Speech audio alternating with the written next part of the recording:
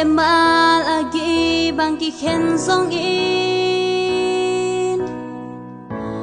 tun sung khat piang te hi hang ilam men na na teng kong khomin palwa bang in na lên ki bi lung ki hoa han lung cham ni igamadi sing ni ba hong thak swanadi sia ling lam chi ban hong le san le tui bon toi ya le tam ho in na tui bang luang om ni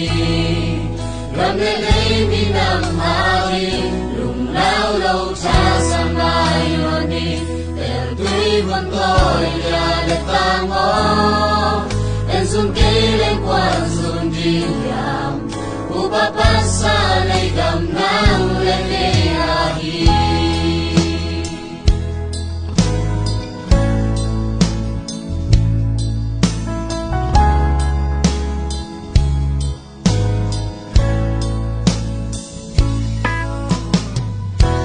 bai gam tui pigal kat ki khen song i tun sung khat piang te hi ha in nei le lam pil na ding gong khom ni por ba bang in na len ki ni ki hoa han lung cham ni igamadi sing ni ba hong thak swanadi sa ling lam chi bang hong le sa le tui bon toi ya le ta mo in na tui bang luang kong ni gam le le mi nam ha ri lung lao lâu cha san mai lo ni le tui bon toi ya le ta mo en sung ke lên quan sung ni ya upa pasa le gam nang le le ahi ya mang sun khom ni nang le ke mo bua ki han lung cham ve ni sim lai ari ya mang sun khom ni nang le ke mo bua ki han lung cham ve ni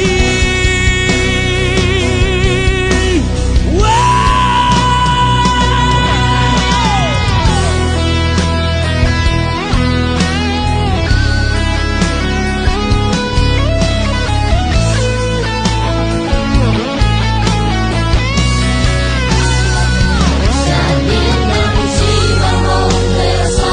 le tui bon toi ya le ta mo in na tui bang luang kong ni gam le le mi nam ha ri lung lao lâu cha san mai lo ni le tui bon toi ya le ta mo en sung ke lên quan sung ni ya upa pasa le gam nang le le ahi chi bang hong le sa le tui bon toi ya le ta mo in na tui bang luang kong ni gam le le mi nam ha ri lung lao lâu cha san mai lo ni le tui bon toi ya le ta mo en sung ke lên quan sung ni ya